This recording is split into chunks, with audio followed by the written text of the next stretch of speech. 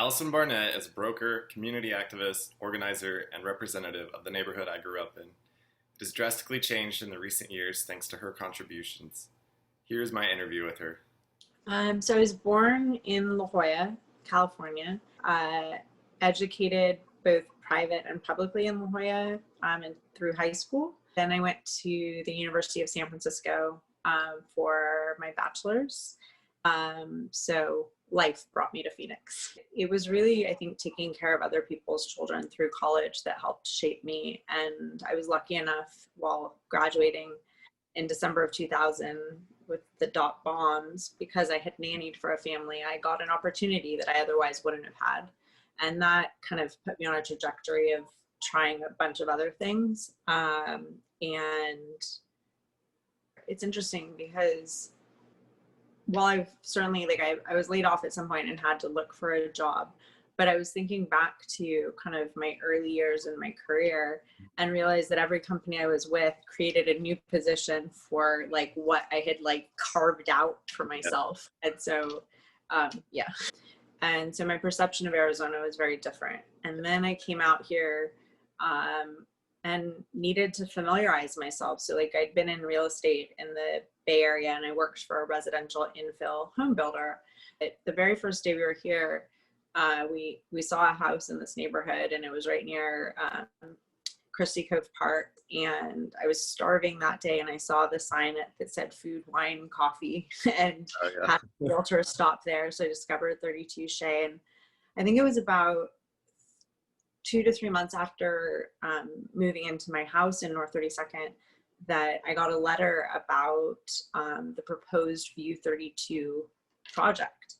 And it was the first opportunity that I'd really had to be on the consumer side, because I'd always been on the builder side going into the community to like convince. And this one I was like, wait, no, if I want to see more restaurants here, we need more density.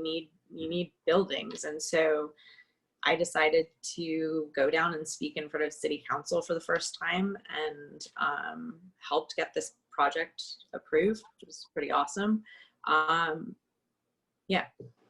I mean, I think that one of the great aspects about Arizona is you have so many people from so many different places. The opportunities for education, but like over a variety of things. Like there's also, we have PVCC up here in North 32nd, and there's been, definitely more of a movement towards also having trade opportunities. I'm involved in the notion of food as medicine, and so I am on the fundraising committee at the Joy Bus. And one of the things that I love that has transformed in the Joy Bus as well, it is really a mission about delivering nutritious meals to cancer patients.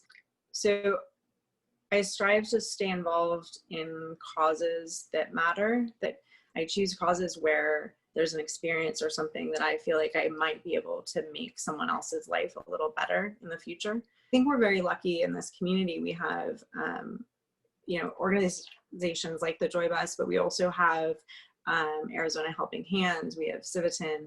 We have a number of just very well respected organizations that are helping improve the good. And so, I mean, I try and stay involved as much as I can. And just, I think, look for opportunities to collaborate with people who are also in that frame of mind of just making it a better place to be. Mm-hmm. And I was thinking of course, Councilman Gates, Rebecca, formerly of 32 Shea and now of Lovecraft, who really was, one of the primary catalysts to change. I think of Jennifer Caraway with the Joy Bus and transforming, a mission to deliver meals into a place that people gather. I think anywhere you turn, you can almost find someone creating something. And so it's just, I think when your eyes are open to it, there's a lot of opportunity to collaborate. I think that the biggest opportunity to become a creator is to first be curious.